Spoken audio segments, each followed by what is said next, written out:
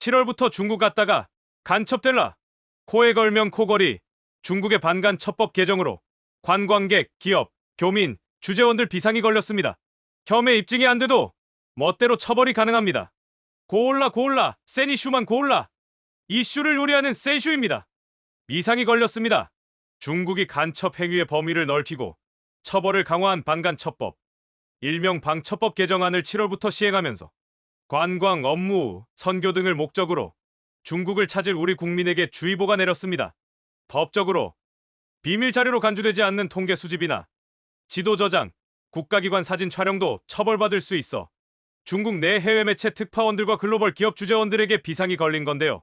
이를 의식해서인지 특파원 활동과 법을 연관시킬 필요는 없다며 법과 규정을 준수하면 걱정할 것이 없다고 방어막을 치고 있습니다. 개정안은 간첩 행위의 정의를 모호하게 하고 조사 처벌 권한은 확대한 것이 최악의 특징입니다. 중국 공산당이 자의적으로 법을 집행할 여지가 커졌다는 뜻입니다. 앞으로 중국이 국가 안보를 명분으로 한중 갈등 상황에 제중 교민이나 학자, 기자나 현지에 진출한 한국 기업을 반간첩법으로 압박할 가능성도 커진 것이죠. 강화된 중국의 반간첩법은 현지 거주자뿐 아니라 중국 여행객도 적용될 수 있어 각별한 주의가 필요합니다. 간첩죄 증거도 없이 정황만으로도 벌금 900만 원, 추방 외국인은 10년 입국 불가능이니까 증거가 있으면 감옥행위죠. 한마디로 25만 명의 우리 교민과 기업, 여행객들이 예상치 못한 피해를 당할 우려가 예상된다는 겁니다. 중국 공산당은 국가 안보와 이익이 무엇인지 구체적으로 명시하지 않았고 기밀이 아닌 일반 정보도 포함되기 때문에 중국 당국이 간첩 행위를 멋대로 판단할 수 있습니다. 시진핑 주석을 비판하는 기사를 검색하거나 저장하는 행위만으로도 수사를 받을 수 있는 겁니다. 귀에 걸면 귀걸이, 코에 걸면 코걸이식인데요. 코에 걸면 코걸이, 귀에 걸면 귀걸이라고 어떠한 법이 제정돼서 딱 명시적으로 나와 있는 게 아니라서 사실 놀랄 일도 아니죠. 사회주의 국가가 원래 이런 것이니까요. 일례를 보겠습니다.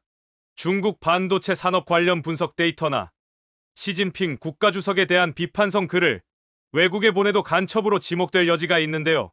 간첩 조직에 참여하거나 임무를 부여받지 않았더라도 연루돼 이익을 얻었다면 간첩으로 간주합니다. 조사와 처벌이 대폭 강화된 것입니다. 우연히 북한 사람을 만나거나 북중 접경 지역을 호기심에 촬영하는 행위도 처벌될 수 있습니다. 여행객들이 의도치 않게 군사 시설이나 보안구역을 찍거나 시위 현장을 지나치거나 시위대를 호기심에 촬영을 하는 것도 공안이 볼 경우 문제가 될 수 있습니다. 지금까지 해온 기업들의 시장 조사와 정보 수집도 제재받을 위험성이 충분합니다. 중국에 진출한 미국 기업들이 최근 잇따라 스파이 혐의로 수사를 받고 있는 중인데요. 기업 실사 업체인 민츠 그룹 직원이 보안 수칙 위반 혐의로 체포됐고 베인앤컴퍼니가 조사를 받고 다국적 리서치 업체는 대대적 압수수색을 당했지만 어떤 규정을 위반했는지는 공개되지 않아 영문도 모르고 있고요.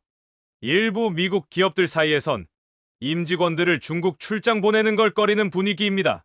북경 곳곳에서 시위가 일어나는 사진을 찍거나 인터넷 검색도 법에 걸린다니까 걱정됩니다. 법 자체가 주는 공포감이 있는 것 같습니다. 한국 대사관에선 교민사회에 각별한 주의를 당부했고 우리 외교부도 반간첩법 개정 시행에 대비한 안전을 공지했습니다.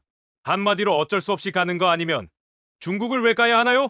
상황이 이런데도 내 돈 주고 중국을 여행하는 분들도 계시겠지요? 어쨌든 신중 사대주의가 있는 분들 빼고는 중국 여행 각별히 조심들 하세요. 이상 센슈였습니다.